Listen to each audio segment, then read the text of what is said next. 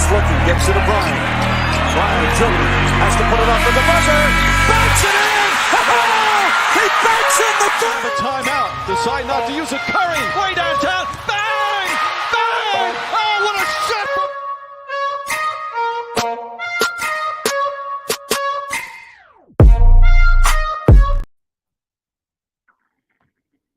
Up, everybody? Welcome to another episode of Scotty Talks NBA. It has been quite a while since we had an episode. I got real caught up in the Sixers postseason. Nonetheless, we are back. I'm here with my co-host from Faithful Fanatic. You know, the morning show right here on DSM Media every Monday, Wednesday, and Friday. And of course, I'm happy to have him here with me to discuss this because we're coming off our own hurtful torture of a Sixers postseason that just seems like we're going insane because we keep seeing the same thing repeat over and over again. But nonetheless, we're going to get into the rest of the postseason today. We want to get into the conference finals matchups between the Lakers and the Nuggets, and then the Celtics and the Heat. And we just got some breaking news. So Doc Rivers is let go by the Philadelphia 76ers. If you watched the morning show this morning, we discussed what that would look like. And right after we get off the morning show, boom, it's announced that Doc Rivers is let go. But before we get into all of that, I want to make sure if you guys aren't already subscribed to the DSM Media page, make sure head over to the YouTube channel, click subscribe on the DSM Media YouTube page. That is where we are trying to grow the most. That is where you can get involved in all of our giveaways, sweepstakes, anything we've got going on here, right here on the DSM Media YouTube channel. Of course, it is our exclusive home for Philly pregame live. So any Philly sporting event, we do a live pregame show. It will be live exclusively on the YouTube channel. But of course, if you prefer Facebook, if you prefer Twitter, you can find us on there as well. Go to Twitter at DSM_media. You'll find the link tree. It'll take you everywhere you need to go. And of course, I want to make sure you guys are following my co-hosts here at DylanJD98 on Twitter. You can find him and all of his hot takes. And of course, myself at Scotty Drowned on all social media platforms. That being said, welcome to the show, Dylan. Thank you for joining me on short notice here as I tried to get back into the grand scheme of the NBA. Yeah, man. I didn't know how fast we could get to it, so I appreciate you coming alongside with me here. Oh no!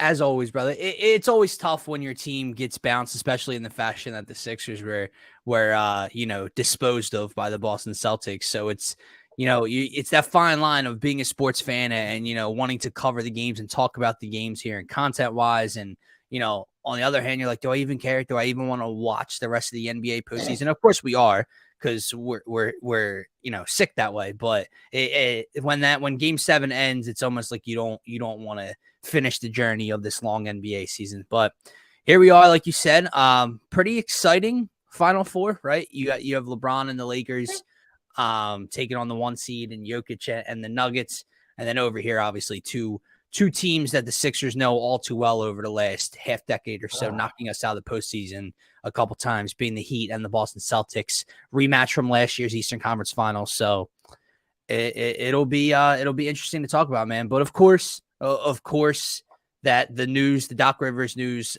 dismissed, had to break very shortly after we got off of the Faithful Fanatic show this morning. So we kind of discussed, like you said, the back end of that show, the options, the coaching options that would be there, assuming that Doc was dismissed and let go.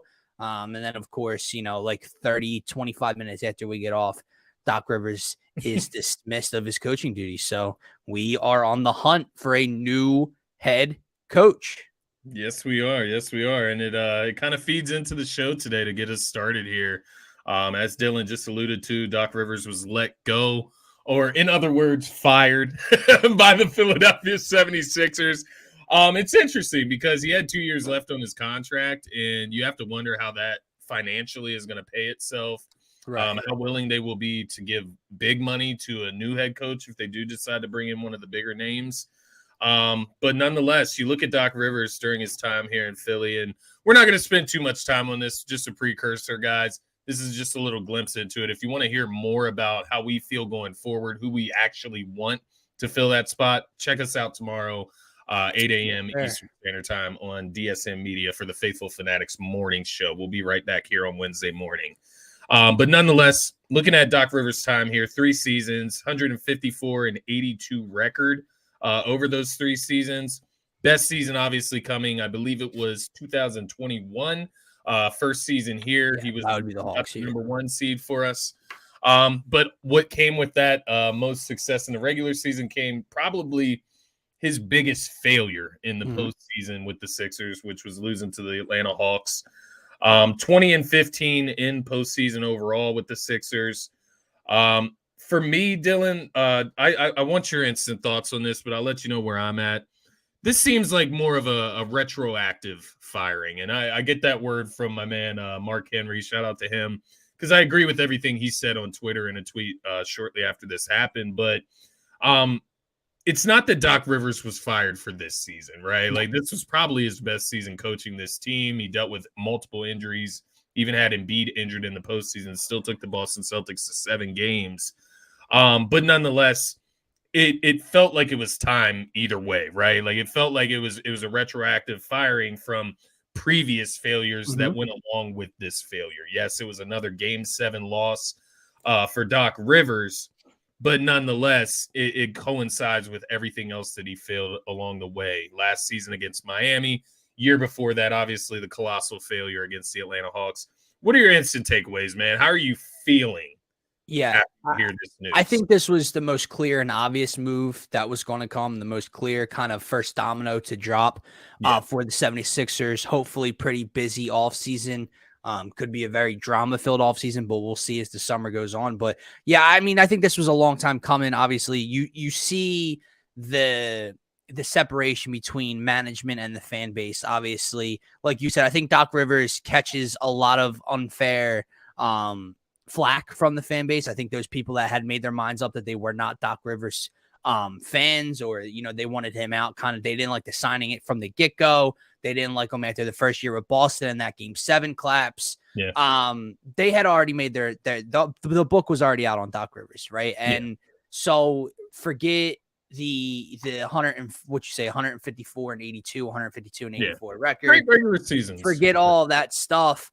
Doc was going to be the first shoe to drop, and here's why. It basically came down to this postseason, and it comes down to, can he get them past that second round hump? And we had some questions before, leading into it, of would it matter, in the fashion that they went out? Like, would it, they did take Boston to Game 7, like, would that matter, right?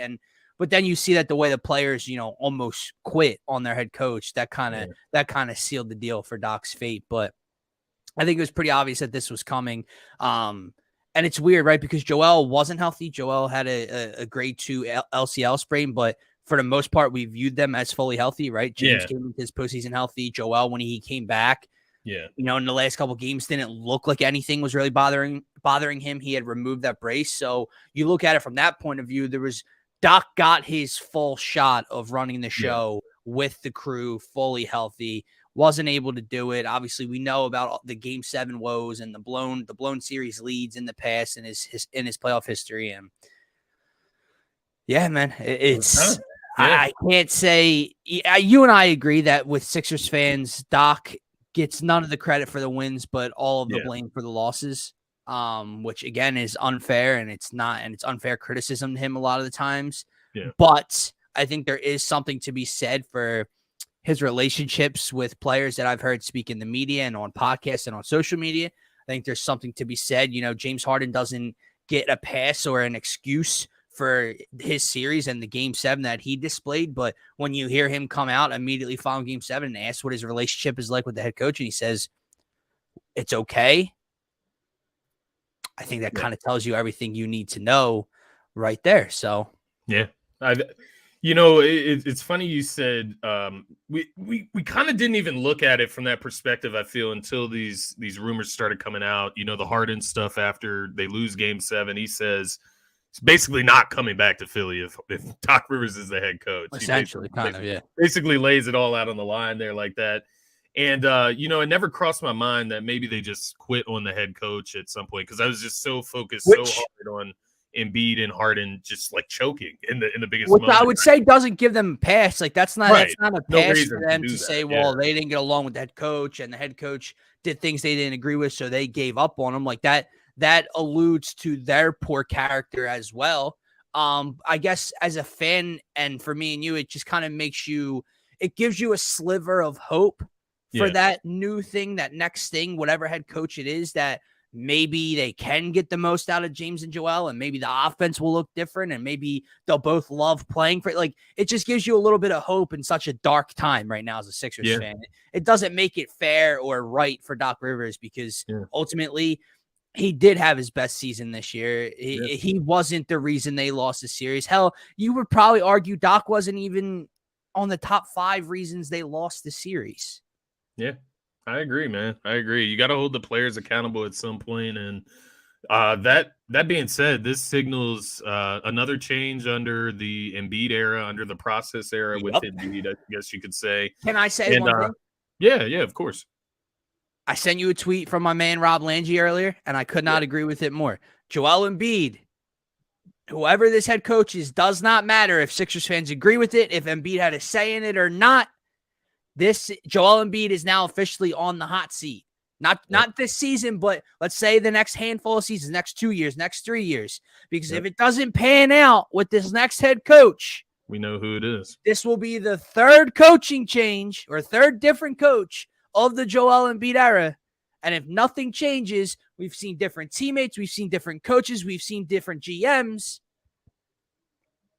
You know what time it is. All eyeballs will be on the big fella.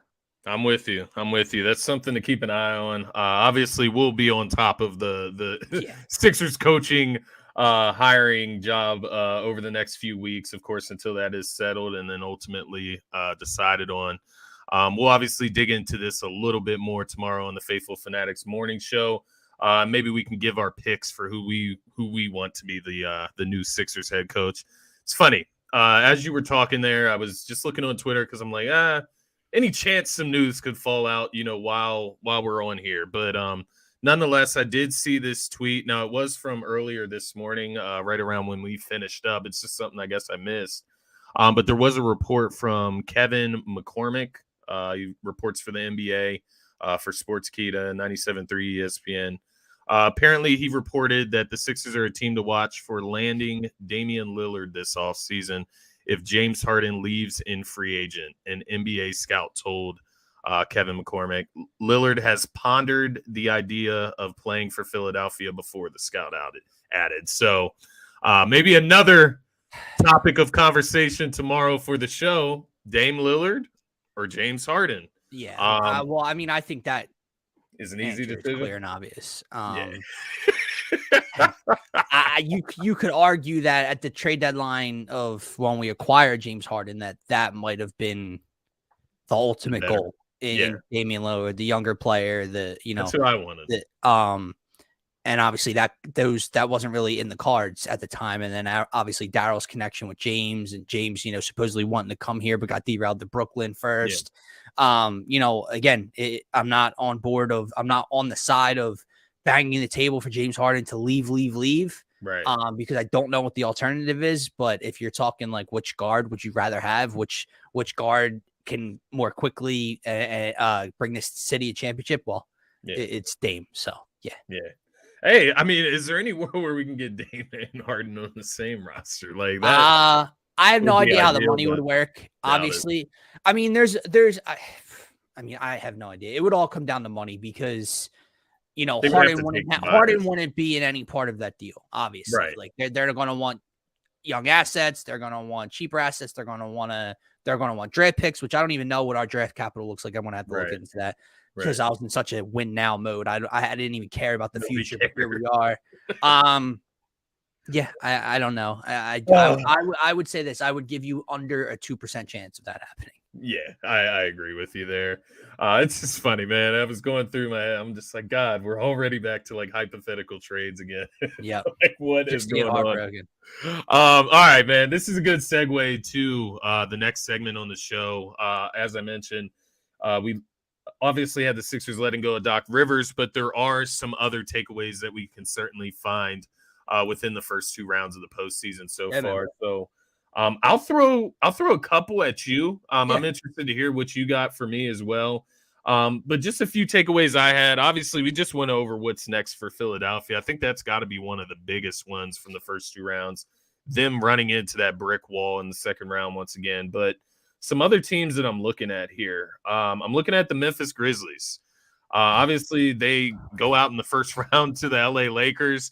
You have the Ja Morant stuff that is circulating around right now. And, this time, I think I tried to, I don't want to say defend Ja Morant the first time he had the issue with flashing the gun. Like, why is this a multi-time issue? I have no clue. But there's no defending. There's no, bending the subject or not trying to judge this guy too hard.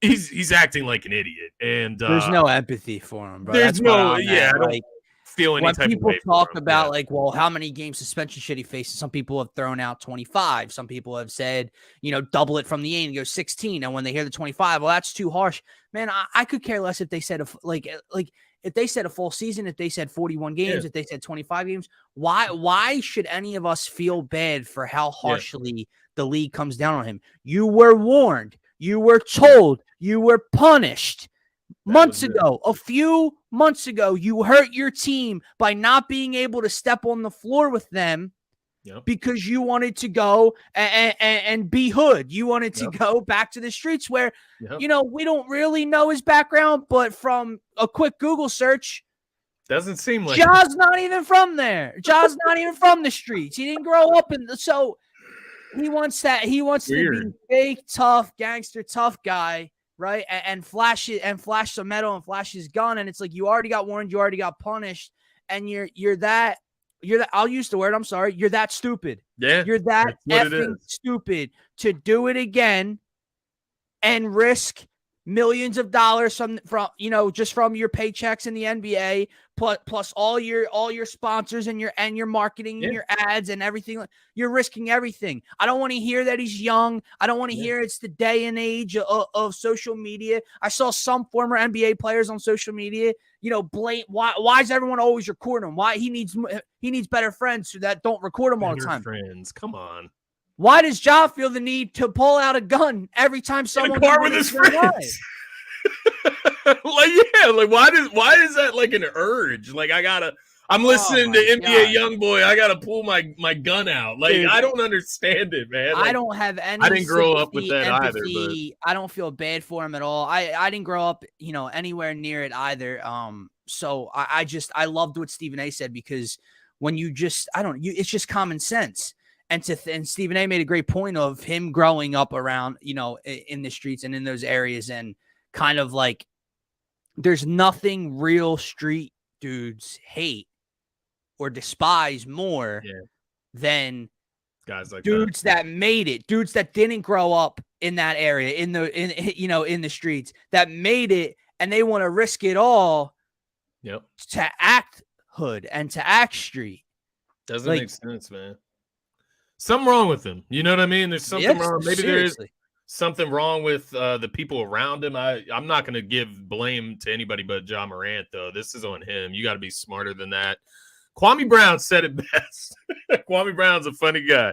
He said, I've heard of NBA young boy, but you NBA dumb boy, because you got to be the stupidest MF in the league. And it's true. It's not funny, but it's so true. That's all that it can be, because people are gonna watch this and they're gonna say, "Look at this white dude talking about street." And I don't know nothing. I don't know anything about that life. Not for us to decide. But guess what? It's smart though. I'm not over here in South Jersey pretending to know about that life, and I don't make $200 million pretending to know about that life. You idiot. And to the people calling his friends bad people, I mean, I think his friend was pretty good to him. He was on live, and literally as soon as Ja flashed the gun, he puts the camera down. Like, put the gun away, dude. Like, it's just weird, man. Do you remember Rush Hour 3 with Chris Tucker on and they're like, it's the captions every time Ja Morant sees someone on IG Live, and it's like, oh my God. There's that one, and The other one is the Jim Carrey movie, The Liar Liar. And technically, he's not actually breaking the law with the gun in the IG video, but it's like the Memphis Grizzlies. And then like they're like he gets a phone call and he walks over all moping. He grabs the phone. He's like, "Stop breaking the law, asshole!" And it's like, that's exactly like I know he's not breaking the law, but holy shit, man! Because that was my argument. The first time it happened was like, okay, he didn't break the law, and does he know that that's young? There's like you do it twice. You've already gone through therapy or whatever it was he was sent away. Oh my god, bro! Like, dude, like. Get a grip, man. And then the other thing with the Memphis Grizzlies, because that's where this started. Well, dude, they scapegoat Dylan Brooks. Like Dylan Brooks. Oh, that's the funniest part. Which I can't stand Dylan Brooks, but like Dylan Brooks is the least of your worries at this point. Like the least exactly. Like and this brings me to my last takeaway. I guess I could say. Aside from the Warriors, what's up with the Warriors? Where did they go next with a guy like Jordan Poole? They got guys like Draymond, Clay that are due for extensions. Are you willing to give the max extensions to those guys that are older in age?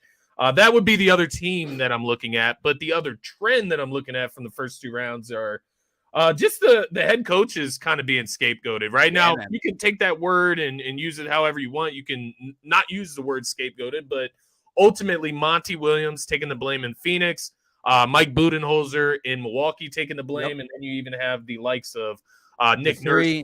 The three winningest teams over the last 3 seasons in the regular season. Crazy? Yeah. And then, of course, Doc Rivers is the most recent one to go. But the most deserving of the 3 for sure. Yeah. But nonetheless, like Doc is the most deserving of those 3 coaches to get canned. But yeah. It's funny though, nonetheless. And it's also funny because pointing back to the Grizzlies, it's like, how doesn't a guy like Taylor Jenkins get fired in this sense? Like, and I know he's been a great young coach. I'm not like asking for him to get fired. Like, I'm not going that far, but it's just funny on a team that looked like they completely lost control off the court. Mm-hmm. There's no accountability there other than Dylan Brooks being released the day after they're booted from the playoffs. So they got some issues. As bright as that young core was looking before the start of this season, where did they go next, right? Even Desmond Bane slowed down once he got to the postseason in the second half of the season even, and we started seeing some of the issues with him. So where did the Memphis Grizzlies go next? But what were some of your takeaways, if any, you had from the first 2 rounds of the playoffs? Yeah, no, I mean, if you start out west with those 2 teams, that's kind of where you have to look at. And it's ironic and it's funny, right? Because those were the 2 that thought, being Memphis and Golden State, that thought they were the top of the West, right? And you got Ja talking about nobody in the West can touch us. Nobody in the West can bother us. And you got Clay and the boys beefing with him, and Clay pointing to his ring fingers over and over again. Which I loved from Clay in that moment because I could not stand the Memphis Grizzlies and their, and just their attitude and their youthfulness and how annoying they could be and dancing in the tunnel but not winning shit. So if you're Memphis, you can scapegoat Dylan Brooks all you want. You have a Ja Morant issue right now. You have a character issue. You have a culture issue in Memphis right now. So until they get that figured out, they're going to have trouble, and they're going to continue to be early round exits out west. You look at Golden State, I mean, that's where the most, off-season storylines come into play, because you start to think, are you continuing with this core, right? I saw a tweet about Steve Kerr. Is Steve Kerr coming back or no? Man, there's a lot of speculation right now. Yeah. 1, that he might not be back in Golden State, and 2, that he may be headed to Phoenix. So really, okay, so that's interesting. But so you have, are you bringing Steve Kerr back? Are you running it back? Is Draymond and Clay and Steph? Are you sticking with them? Because the problem comes in, man. Like, I know you're interested in Jordan Poole right now because he's popped up on some Tobias Harris trade rumors. Yeah. But they have a Jordan Poole issue right now because you gave him that money after his playoff performance last year and his championship run last year, because with the idea that he was going to lead this next new group, the younger core that's going to rise up as Steph and Clay and Draymond walk into the horizon. And you see the way that he just performed, and you already had the Draymond and Poole issues in the, in the preseason with that viral video. And it's like, Are they moving on from Jordan Poole? And if that's the case, you have this whole reboot of the youth movement in Golden State. So they have a lot of questions to be answered there in the offseason. I was a little disappointed in their showing, man. I thought that series would have been a lot more competitive. If I'm being honest with you, LeBron and the Lakers punked them. Punked the Golden State Warriors. And I never thought that would happen. I thought that series was going to go 7. I thought it was going to go back and forth. Hell, game 6, even though it was back in Los Angeles, I thought Golden State and their championship pedigree were going to make that a game. No. So, that's out west, but they looked tired down the stretch. Honestly, they looked old down the stretch. And, a lot of it was Clay and Steph just couldn't really hit shots that they usually make. And, obviously Draymond's getting older. And I think the craziest part about the Warriors was, like you kind of talked about, Jordan Poole and that younger group they have there with like Jonathan Kuminga and Moses Moody, I think is his name, the young guy there. They just weren't able to get them going this season. They ultimately had to, reach back out and get. And they Gary played a Payton big role in what they were able to accomplish last year. Like obviously you have Steph and Clay, but Clay, if we're being honest, like Clay was obviously a shell of himself at the end, of last season, right? Yeah. So he wasn't a big contributor. And Draymond, I know he's kind of the leader and the heart and soul of this team, and he's Mr. Do-It-All, Mr. Utility, but Draymond Green hasn't been that form of Draymond Green in probably 4 years or so, 3 years or so. So it was really the Steph Curry show and the youth movement, and they were able to steal another championship last year.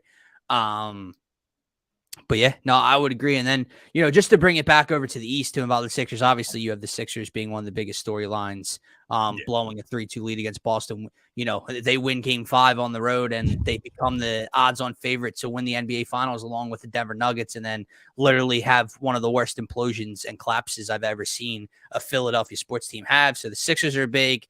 Obviously, I think we've spoken on it a little bit, but Giannis and the Bucks, failure. And we didn't even talk this morning about Joel's comments, kind of taking a jab at Giannis Antetokounmpo, which I thought on one side of things was funny because I couldn't disagree with Giannis more from his stance and his point of view, but also like Joel is trolling after one of his worst losses and performances.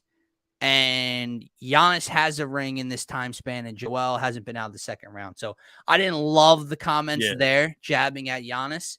But that's really the Sixers and the Bucks are the two stories for me out of the East. The Knicks, who cares? When are they gonna I guess my thing with the Knicks is like, are you just gonna keep doing this thing with Thibodeau, with Tibbs, with him, and then obviously Julius Randle obviously didn't show up in this playoff, this postseason either, and he was horrible last year. So the Knicks, who knows where they go? Obviously Jalen Brunson was a home run acquisition, but weren't really able to make up anything with it, right? Don't really have a role partner for him with RJ Barrett and Julius Randle. Can I ask you this about the Knicks? Now that you bring that up, you bring up those role players, and Julius Randle is supposed to be, one of their star, outside of supposed to be, and Tom Thibodeau, and it's like if you're the New York Knicks fan base or you're the organization, what were they, the 5 seed this year, and you beat Cleveland in 5, which was a pretty big upset for that, to handle their business that quickly against them. And then, you take Miami to 6 and you see that Brunson's a star and all that. And it was the first time they had gotten past the first round in forever. Right. So it's building blocks, it's progress, and it should be excitement built for the future. But yet I look at that head coach and I look at their roster and I don't see anything to be excited about.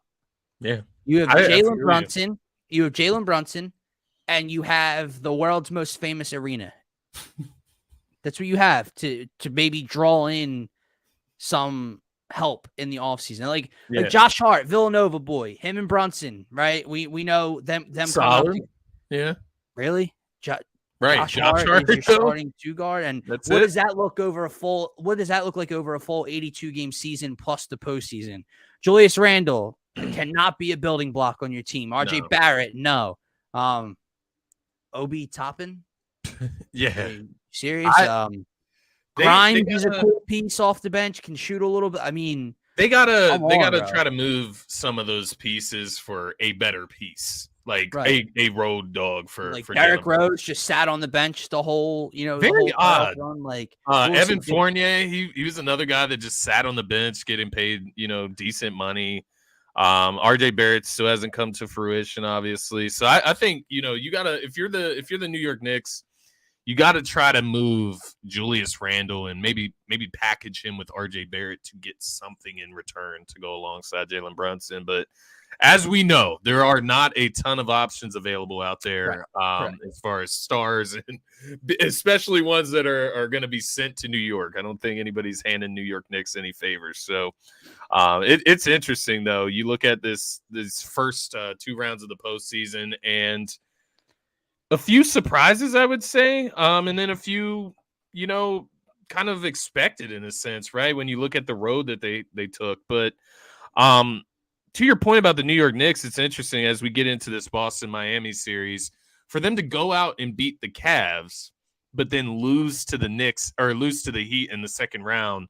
That was interesting. No Tyler Hero for the Miami Heat. I thought the Knicks actually had a chance with their rebounding capabilities. Obviously, you're not going to doubt Jimmy too much there, but he also remains one of the great mysteries of our world. And how does he do this every postseason now that he's joined Miami, right? Like Jimmy is the epitome of the regular season does not matter. Yes. Jimmy Butler, I saw this on a podcast. I forget what believer. Former NBA player said this on a podcast yesterday or 2 days ago. Jimmy Butler ain't an 82-game player. Jimmy Butler's a 16-game player. Mm-hmm. Jimmy Butler, whatever that gear shift is, whatever that is, he learns when to turn it on and when to shut it off. Yeah, it's wild. 8 seed, lost the first play-in matchup. We're 6 minutes away or less than 6 minutes away from the Chicago Bulls beating them with a 10-point lead or so. Right, having they were down. Was it? I forget it. 2 of the games against Milwaukee, they were down by double digits with 5 minutes left, and came back and won both of those games. He is the ninth wonder of the world. I don't know what it is with playoff Jimmy Butler, but no, man, this matchup's actually pretty interesting to me because it is.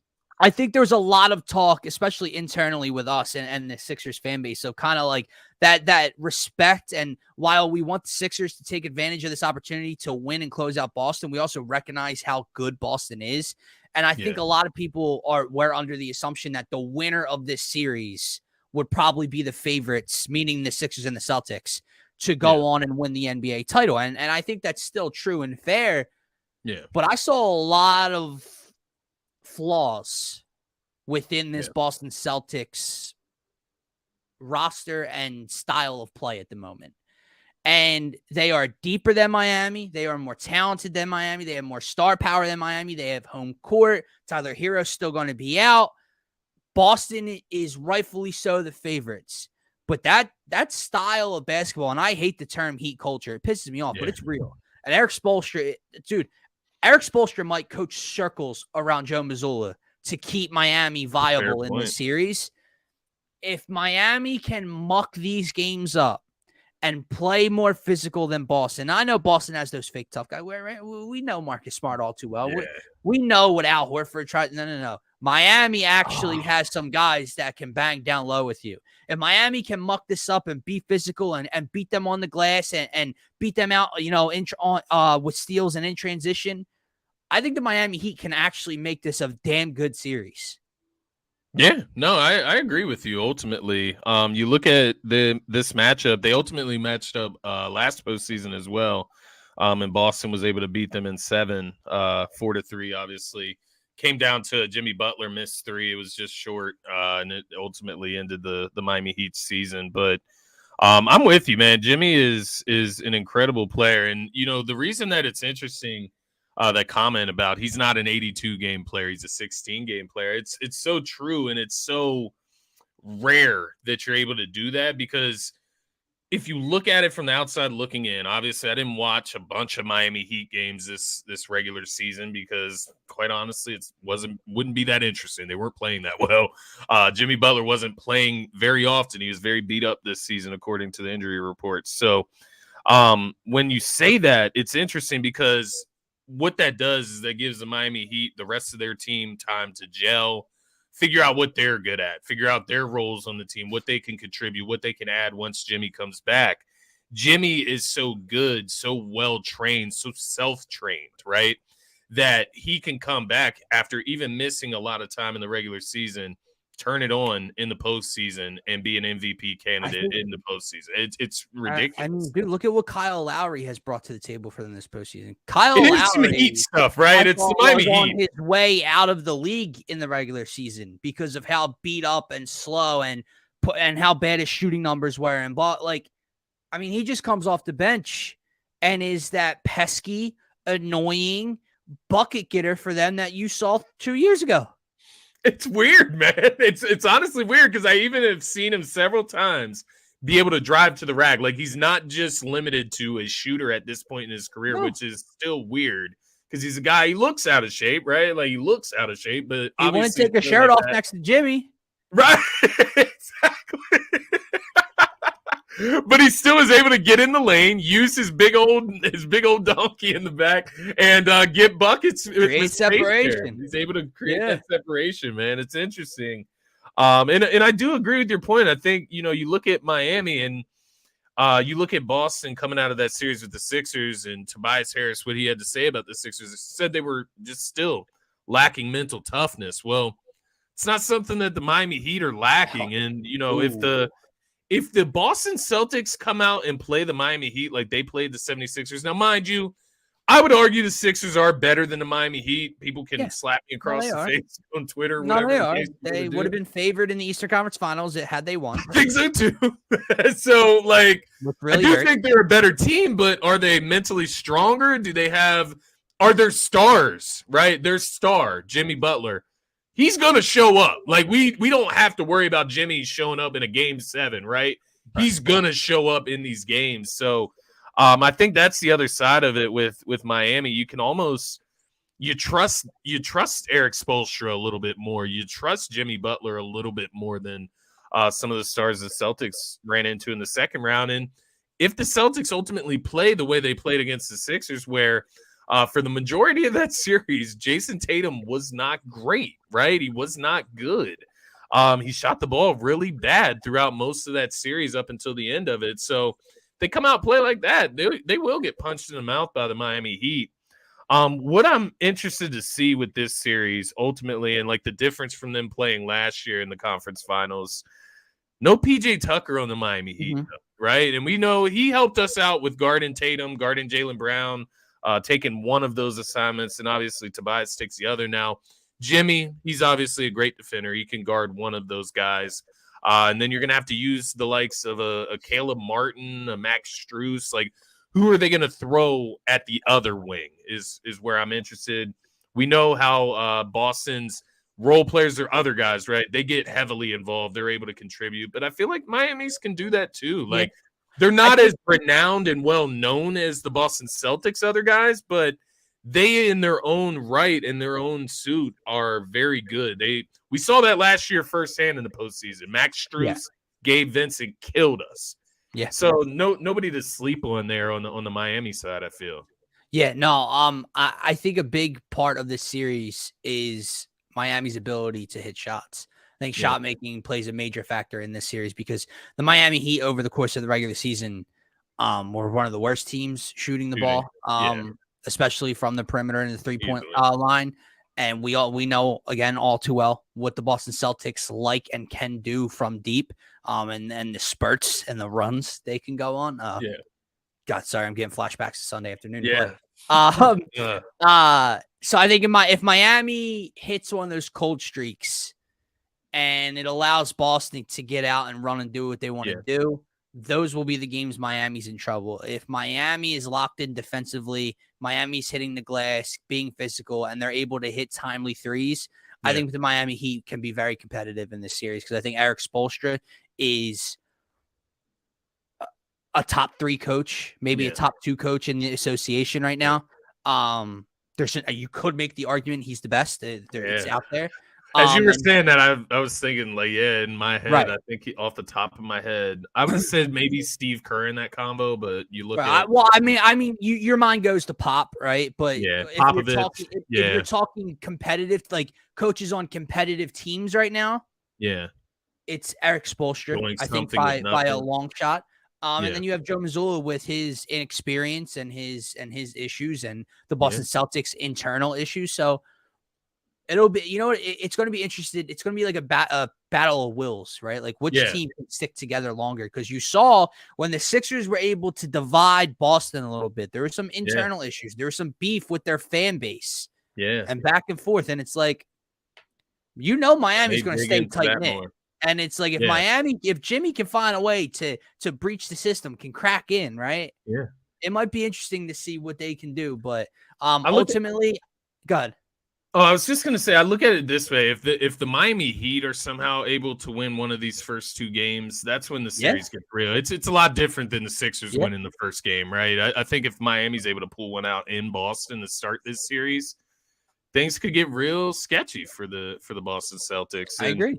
To your point about timely baskets, that's the other thing with Jimmy. And I'm not sitting here trying to like just put Jimmy on this platform over Embiid, but I mean, right now in the postseason, it's just is what it is. Like you can trust Jimmy Butler more in the postseason, and whenever the Boston Celtics go on one of those runs, say like Game 7 in the third quarter, Jimmy Butler's going to go and get you a bucket, whether that's a layup, whether that's a mid range he feels 100% confident in, whatever the case may be. He will go on the other end and he will stop that drought. So I think that's like the biggest look at that, man. Yeah, no, I mean, I think Lowry adds to that too. Big time shot maker. I think the Sixers should find a way to pair Joel Embiid and Jimmy Butler together. Oh, wait. We did that. We tried that, man. We tried it. I'm with you though. We did that once. What are you thinking though this series? Give me a series winner here. Yeah. I would love to pick, not love to pick because it's not like I'm a Miami Heat fan or anything, but I would like to pick the Miami Heat in this series. I'm going to say that star power continues to shine for the Boston Celtics. Their depth continues to play a major role. I think that Eric Spoelstra keeps this and Jimmy Butler keeps this a series for 6. But I ultimately think that the Boston Celtics end it in just that in 6. I know that'll be on the road in Miami. But at that point, what would that? Or I think it'll end at 6. Yeah, it's interesting you say 6 because that's exactly what I have written down on my sheet here as well. I have Boston in 6. I'm with you. To be honest, I hate both of these teams. Probably, I won't say that it's not equal because I want the Miami Heat to win this series ultimately. So it's not equal. It's cool when the 2 teams playing today are the last 2 teams to knock the 76ers out of the postseason in the last 2 years, but it's fun. Like I was gonna say, I hate both of these teams equally, but that's just not true. Boston's on a higher platform, on a higher level than Miami, but absolutely. But I got Boston in 6 as well. I agree with you. I think star power comes to the front here. I think Miami Heat, they've had this has been a great postseason run for them, honestly. Yeah. And if they can get 6 games against Boston, I think that's huge. I will say this. I think Miami Heat fans are going to resent the 76ers by the end of this series because the Sixers allowing Jason Tatum off the hook like that and then allowing him to heat up in the fourth quarter of Game 6 and then ultimately doing what he did in Game 7. I think that trend continues. I think Tatum has himself a hell of a series. I see where you're going. And I think if you're a Heat fan, you're gonna be like, wow, like thanks for awakening this guy. Guys, like thanks for letting him off the hook. Thank you. That's actually a great point. That's actually a great point to kind of end this segment here with the Boston Celtics and the Miami Heat conversation because he did just that. He started heating up, man, and he started hitting from the 3-point line. Every time, not to discuss Game 7 any further, but every time the ball left his fingertips, you knew. I mean, come on, bro. Like I looked at Alexis, my fiance. I looked at Alexis during the game, and he shot. I think it was like in the third quarter. How many threes did he make in the third? I don't even remember, but he had hit at least 3 in that quarter, and I was just like, man, he is going to hit another one. Like, and sure enough, the next possession, he squares Joel up and hits it in his mouth, and I'm just sitting here like, our guys aren't answering. What are we going to do? Hopefully I think he has an answer. Yeah. I can't help myself but to harp on it. And that's another deflating piece of this puzzle, right? It wasn't, again, I know it's a mismatch for Joel Embiid. He's a slower 7'2" center on a playmaker and shot creator like Jason Tatum. Yeah. But we love Joel Embiid for his defensive presence. And, we want to get up and smack the floor and smack the ground when he's out there on a wing. And, well, here goes Joel. And, bro, Tatum took his money on Sunday. The shooting numbers were unbelievable. Do not put him on me again. I think he was 3 for 4 or 4 for 4 from 3. Went for over 15 points against Joel 1-on-1. Only had like 2 misses, maybe. It was scary to watch that matchup. But again, one star showed up and one didn't. An advantage Miami has in that specific situation is Bam Adebayo can probably guard the perimeter a lot quicker, better. More athletic. That being said, he's not the defensive anchor in the middle either whenever Jason Tatum comes down. Well, apparently, according to all defensive teams, he is, but Yeah, all right. We'll find out. The way that's one thing I'll give to the Sixers, the way Jason Tatum and Jaylen Brown were going into the lane and passing it out. Deferring. Just completely deferring once they're up in the air. Very interesting. I'm interested to see if Bam has that type of effect on the game, but I highly doubt it. I think they will be more versatile, though. They'll be more, hustle-oriented. They'll play a lot tougher than what the Sixers did, but don't think that that's going to be enough, nonetheless. Let's get to this LA Lakers Denver Nuggets series. Obviously, the Western Conference Finals. The matchup is obviously a rematch from the bubble back in 2020, where the Lakers were able to beat the Denver Nuggets 4-1 in that series. So a gentleman's sweep nonetheless. Just to give you a few numbers from that series that I found interesting here. You look at Anthony Davis in that series. He was just a monster. 31.2 points per game, 6.2 rebounds per game, 54% from the field, 33% from the three-point line. LeBron in that series, 27 points per game, 10 rebounds per game, 9 assists per game. So a borderline triple-double for Bron. Jamal Murray, 25 points per game in that series, 7 assists, shot 52% from the field. And then Nikola Jokic, 21.8 points per game, 7 rebounds, 5 assists, 53% from the field, 36% from the three-point line. The reason I point these numbers out, because I do think things have changed a little bit since that postseason and since that matchup happened in the Western Conference Finals back in 2020. Where does your head go initially when talking about this postseason series? Well, thinking back to Miami and now at the Lakers, again, just proves my theory more that the regular season means jack shit when you have 2 play-in teams in their respective conference finals. So LeBron rested all season. And it's AD, take notes, Sixers, take notes, Joel. But anywho, back on track. When I look at this series, man, I don't want to discredit or take anything away from the Denver Nuggets. And maybe I'm way off base here. And I do agree with you. Things have changed desperately. I think the Denver Nuggets were a top 3 to 5 team all year in the entire association. They are the 1 seed in the Western Conference. Nikola Jokic, a top 3 MVP candidate, ridiculous season, ridiculous postseason so far. Jamal Murray has had some incredible performances. They have some shot making ability off their bench. They're pretty deep as well. They've really been the best home team in all of the association this season. Yeah. And they will have home court in this one. So what I'm about to say next kind of is hypocritical.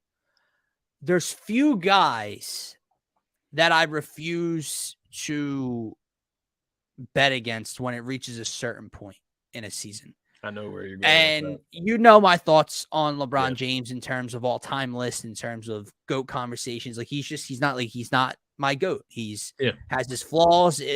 Personally, to be honest, I really don't even like the guy that much. Feel you. However, I'm in the same boat with you. I feel you. I understand when I witness greatness. And even in year 38, it feels like, I know not to bet against LeBron James at a certain point. Anthony Davis is going to be such a difference maker in this series, whether he's locked in offensively or not, especially defensively when it comes to the Joker, because you saw what DeAndre Ayton was not able to accomplish, but Anthony Davis being the defensive presence he is, that'll be an interesting battle. But when you look at LeBron on the mission he's on, I also believe the Lakers are 7 or 8-0 on their home floor this postseason. They're undefeated at home, I believe, as well. So, Denver's really good at home. Yeah. Evidently, so is LeBron James and the Los Angeles Lakers.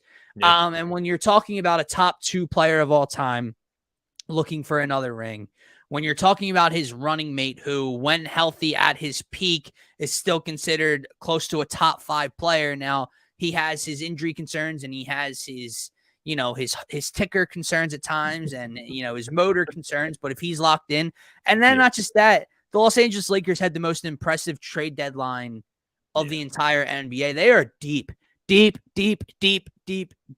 man.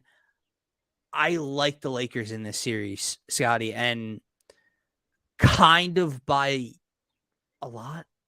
Interesting. That's interesting. I find it interesting because I guess I am on the opposite end of the scale. Like I do agree with what you're saying, and I do think I think it's going to be a close series. Is I guess where I would start it.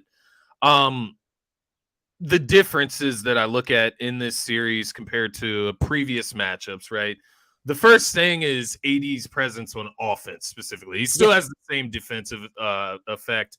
Now, with that being said, maybe, just maybe, going against the Warriors, having all those defensive responsibilities, going against Kevin Looney, who may be a better defender. They may have a better scheme. You spend a lot of time against Draymond Green, right? He's only averaging 21.2 points per game this postseason. So not really up to that 30-point mark. But that being said, Jokic, we know, is not an all-world defender, right? So what I'm interested to see in this series with AD coming from that perspective, what does that matchup look like against a better Jokic? Because I think Jokic is a lot better than what he was in 2020. I think he's a lot more versatile. I think he can score the ball a lot better. But we're still talking about arguably the best big man defender in the NBA and AD. So I'm interested in that matchup. Obviously, how does that reflect on the other end when AD's going at Jokic on the other end? Does Jokic guard AD, or do they throw Jokic on a Jared Vanderbilt or something and let Aaron Gordon guard AD? Now, the interesting part for me is just that Aaron Gordon matching up. Do you put him on AD to have a better chance, or do you live with Jokic because then you can put Aaron Gordon on LeBron? I think Aaron Gordon is a much better matchup for LeBron James than, say, a Michael Porter Jr. Right. I wouldn't let him touch a matchup with LeBron. So that's where I look at the Denver Nuggets. I'm like, they could make it a lot more interesting this time. They are a lot better of a team at this point than what they were back then. But to your point, man, the Lakers get this far. Bron gets this far. You had guys in that series against the Warriors who were kind of playing out of their mind. I mean, Austin Reeves, dude, like, I don't know if we've talked about him, honestly. Like, I don't know if we've ever had a conversation about him in reality, but it was funny. I was talking to my boy, Darius. He's a Lakers fan. He's an Eagles fan as well. That's why he follows our show and everything. But he's a Lakers fan, and he said to me a long while back about Austin Reeves, back like before when they were still trying to build something there with LeBron. I think it was like the season that they missed the playoffs even, maybe. But nonetheless, he said, hey, man, watch out for this Austin Reeves guy. And, of course, I looked at the guy, and I'm like, get the hell out of here. But this dude, this nerd, baller, man. Like, it is weird that he is a baller like that, because I was sitting there looking at Austin Reeves in that series against the Warriors, and I'm like, man, if we could just, like, trade Tobias Harris for him, like, just switch their spots, he would make the Sixers so much better. Like, it is insane, bro. Like, it's just little stuff like that. Austin Reeves was playing out of his mind. D'Angelo Russell's playing a lot. Dude, go down the list, bro. Go Rui, Jared Vanderbilt, Malik Beasley, yeah. D'Angelo Russell, even Lonnie Walker. They had a Lonnie Walker game. Dennis Schroeder. Then it's They're unbelievable. And deep. Rui Hachimura, you talk about all those guys with, when healthy. I know they're getting older.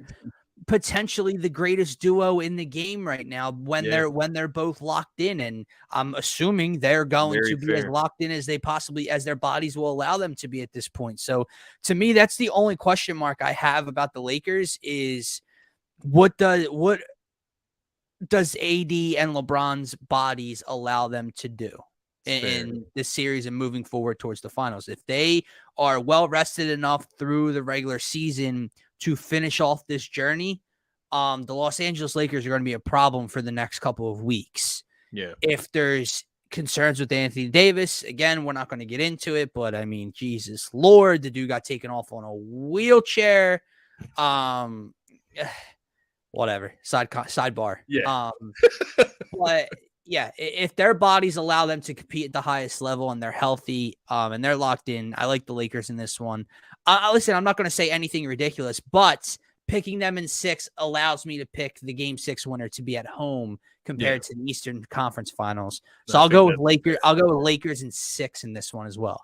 No, I respect that because I do think that this series ultimately is going to come down to home court and home court advantage. Now, obviously, if they get them out of there in 6, then they would have to win one in Denver. And if they do that, I do think the Lakers will win this series. Like if the Lakers come out and win one of those first 2 games, similar to what I said about Miami, except I don't really think Miami can beat the Boston Celtics, right? I think they can make it close. I think they can make it tight. They can turn the heat all the way up on the Celtics, no pun intended there. But I don't think they can beat the Boston Celtics in a 7-game series. The Lakers can beat the Denver. They've done it before. They can beat the Denver Nuggets in a 7-game series. And if they ultimately steal one of those first 2 games in Denver, or any of the games in Denver to be specific, but if they steal any of those games, they will win this series. And the reason I say the first 2 is just to emphasize that they win one of those first 2 games, I'm switching. So that is why I emphasize that. Ultimately, I am going to take Denver in 7 because, one, I do think this Denver team is different. I think Nikola Jokic is just playing out of his mind. I can't wait to see that matchup. I need to see it before I can really know what's up there. But he's playing out of his mind. He averaged a 30-point triple-double in the second round of the postseason. Mind you, it's against DeAndre Ayton, so take it with a grain of salt. But I'm going to take Denver in 7 because of that. What they've added around Jokic, you finally get Jamal Murray back this season. You have a healthy Michael Porter Jr., Aaron Gordon. KCP was a great addition to this team as well. But the main reason for me, Dylan, that I'm picking the Denver Nuggets in this series is because what will go wrong for the 76ers, what can go wrong will go wrong. Is how I should phrase it there. Mm-hmm. And what is the most wrong thing that could happen throughout the rest of this postseason that could basically ruin Sixers fans' lives even more? And I think that would be the Denver Nuggets winning the NBA championship, the Denver Nuggets winning the Western Conference. Because while I have admittedly backed out of any Jokic versus Embiid conversations for the time being until I see Embiid do something impressive in the postseason, it doesn't mean the conversations are going to end. And it doesn't mean that the Nuggets fans are going to stop. So what can go wrong will go wrong when it comes to regards to the 76ers. And that is my baseline reason that the Denver Nuggets are going to beat LeBron James and the LA Lakers in 7 games in the Western Conference Finals and make it to the NBA championship or the NBA Finals, ultimately just because that's what has to happen to ruin our lives further.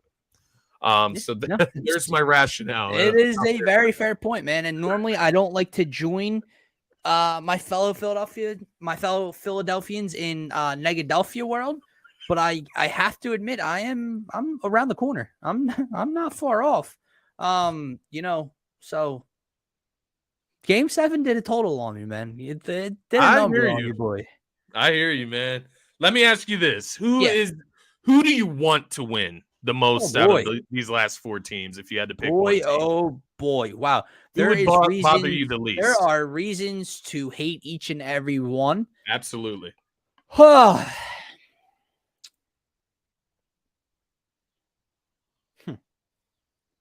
I mean, part of me wants to say the Lakers because we have the least personal connection between the Sixers and them, right? Out of the 4 teams remaining, you have the Jokic conversation, and then you have the 2 Eastern Conference teams that have knocked the Sixers out recently. But like my LeBron James disdain, although I just gave him all the credit in the world, my disdain for LeBron could not be higher, right? And just for all you LeBron stands out there, even if he wins this championship, no, he's not the greatest of all time. Hate to break that news to you. So I'll say that the Lakers are probably number 1. As crazy as it sounds, I'll go Boston 2 just because the gap is already there in terms of championship. They're, one of the winningest organization in the NBA, right? Like they're, or one of whatever. I think tied with the Lakers. The Lakers, right. Enough. Exactly. Yeah. And also they beat the Sixers. Yeah. So it's like it goes, when Toronto did, it's like validates us. You got knocked out in 7 by the NBA champs, right? Not as bad. Do I hate it? Like, so, if Miami does it, it's like, oh, it's a rival and it's Miami and it's Jimmy. They're gonna rub that in our face. Right. We got Jimmy, we won the chip. Yeah, and not to mention, even if they just beat Boston, that's 2 championships Jimmy's been to in 4 years since leaving. Yeah, so I'm with you. Yeah, as crazy as it sounds, I'm going to go with the new kid on the block and then Denver Nuggets as my least want to team to win it all. Yeah. Even though they would be the first, and they don't have the pedigree that these other teams already have. I'm almost with you as to where I'd rather have the Eastern Conference rival do it more so than that fan base. Yeah. With that player rival do it. With the way that we went out this specific year, right? Like if Jokic went on to win the finals, but we lost in the Eastern Conference Finals in 7, and Embiid was great. Yeah, there'd be less to talk about. Yeah, if Jokic goes on to win the finals,